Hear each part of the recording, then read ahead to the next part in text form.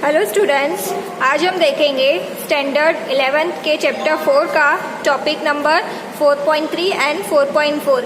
इसमें हमें ये बताया गया है कि अदिशों और सदिशों का संकलन कैसे होता है और हम देखेंगे कि सदिशों का व्यवकलन भी कैसे होगा ग्राफीय विधि से। तो चलिए अब हम स्टार्ट करते हैं।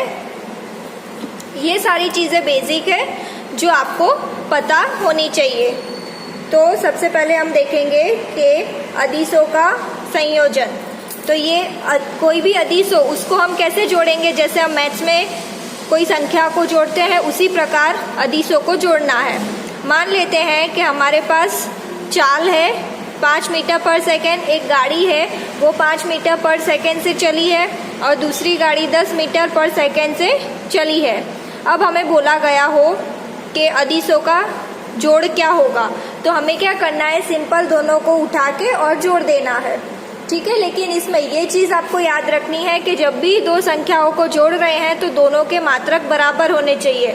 अब ये मीटर पर सेकेंड है और ये किलोमीटर पर आवर है तो हम दोनों को नहीं जोड़ सकते। तो जब भी हम जोड़ेंगे तो हमें ये ध्यान रखना है कि दोनों का मात्रक समान हो।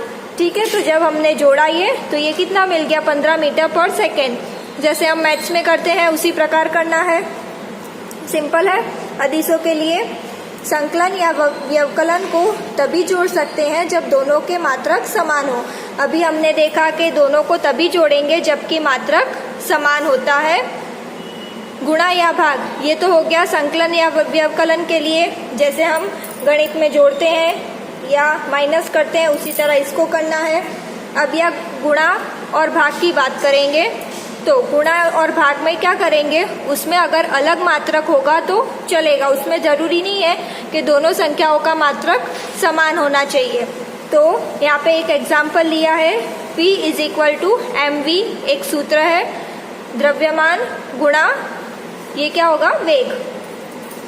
तो द्रव्यमान हमें दिया है किसी वस्तु का 1 किलोग्राम और वेग है 1 मीटर पर सेकेंड। तो जब दोनों का गुणा करेंगे तो ये क्या हो जाएगा, 1 किलोग्राम मीटर पर सेकेंड। ठीक है, तो ये मिल गया हमें जवाब गुणा के लिए।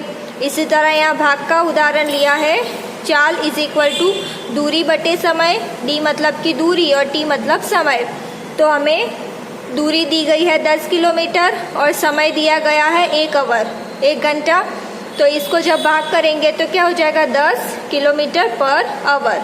ठीक है, तो ये चीज़ आपको ध्यान रखनी है कि जब भी हम अदिशों का संयोजन करते हैं, मतलब अदिशों के लिए प्लस माइनस गुणा या भाग करेंगे, तो जैसे सिंपल हम मैथ्स में गणित में करते हैं उसी प्रकार का इसमें करना है। इसमें कोई भी चीज़ नहीं है। अब हम बात करेंगे सदिशों के लिए। तो सदिशों का जब आप संयोजन करते हो तो उसमें आपको थोड़ा सा ध्यान रखना है, क्योंकि उसमें आप सिंपल जोड़ नहीं सकते। तो सदिश में सबसे पहले हम देखेंगे कि त्रिभुज का नियम क्या होता है। तो त्रिभुज का नियम क्या होगा, चलिए देखते हैं। सबसे पहले हम कैसे जोड़ते हैं उसके बारे में देखेंगे। तो यहाँ पे मेरे पास 2 सदिश है, एक सदिश को नाम दिया है A और दूसरे को नाम दिया है B। ठीक है, आपको दिख रहा होगा।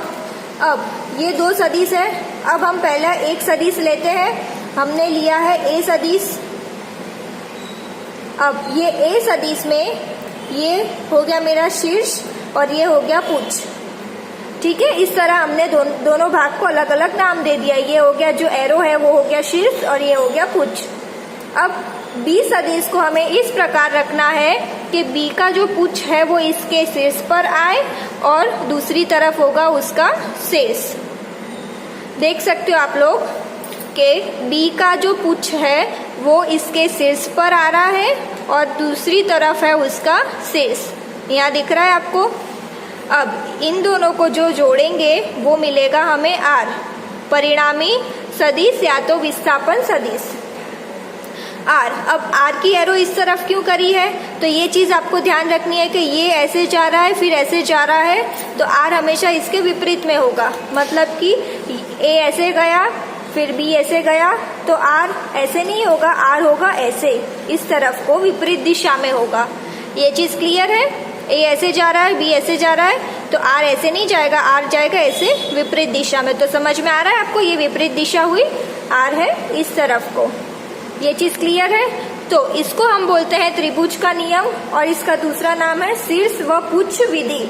शीर्ष व पुच्छ विधि क्यों बोलते हैं? क्योंकि यहाँ पे हमें शीर्ष और पुच्छ दोनों का ध्यान रखना पड़ता है।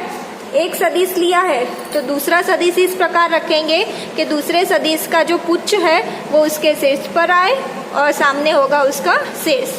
ठीक है, तो आपको त्रिभुज का नियम और शीर्ष व पुच्छ विधि समझ में आ गई। अब त्रिभुज इसको क्यों बोलते हैं? क्योंकि जब हम ये रखते हैं शीर्ष और पुच्छ एक दूसरे के ऊपर तो ये त्रिभुज का आकार बनता है, इसलिए इसको बोलते हैं त्रिभुज का नियम।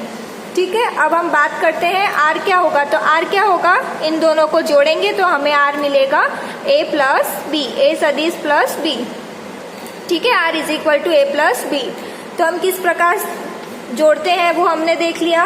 अब माइनस किस प्रकार होगा वो देखते हैं। तो माइनस भी ऐसे ही होगा, यहाँ पे हमने दो सदिश लिए हैं a और b।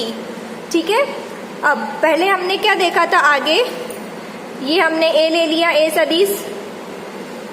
अब a सदिश के शीर्ष पर हमें b को इस प्रकार रखना है कि b का जो पुच्छ है वो a के ऊपर आए। दिख रहा है आप लोगों को, पहले भी हमने यही किया था प्लस में। तो b का जो पुच्छ है वो a के शीर्ष पर आ रहा है और सामने हो गया शीर्ष। क्लियर है, ये अभी हमने प्लस में भी ऐसे ही देखा था। अब हमें यहाँ पे माइनस के लिए चाहिए, तो माइनस मतलब कि a माइनस बी। तो इसको मैं इस प्रकार लिख सकती हूँ a प्लस माइनस बी, मतलब कि a को हमें जोड़ना है माइनस b के साथ। क्लियर है, a को जोड़ना है माइनस b के साथ। ये हो गया b, तो इसके सामने होगा माइनस b, तो ये होगा माइनस b। ठीक है, इसके सामने विपरीत दिशा में होगा माइनस b। तो हमें a को जोड़ना है माइनस b के साथ, तो हमें सिर्फ इतना चित्र चाहिए। तो यहाँ पे मैंने बनाया, देख लो, ये हो गया a और b ऐसे जा रहा है माइनस b, तो ये हो गया माइनस b। ठीक है, b इधर को है तो माइनस b ये होगा माइनस b, और ये हो गया मेरा r। अब ये देखिए r की दिशा ऐसे होगी, क्यों होगी? क्योंकि a से ऐसे जा रहा है फिर ऐसे जा रहा है, तो r ऐसे नहीं जाएगा, r जाएगा विपरीत दिशा में। अभी हमने बात करी थी a ऐसे जा रहा है, b ऐसे, तो r ऐसे नहीं होगा, r होगा इस तरफ को। क्लियर है, तो ये हो गया a को हमने माइनस b के साथ जोड़ा, तो r क्या मिलेगा, r is equal to a plus minus b। a को हमने जोड़ा है माइनस b के साथ, तो इसको हम लिख सकते हैं सदिश a माइनस b। क्लियर है, तो ये चीजें आपको याद रखनी है जब भी आप जोड़ो या माइनस करो। ये कुछ नियम है जो कि आपको सदिश के लिए याद रखने हैं।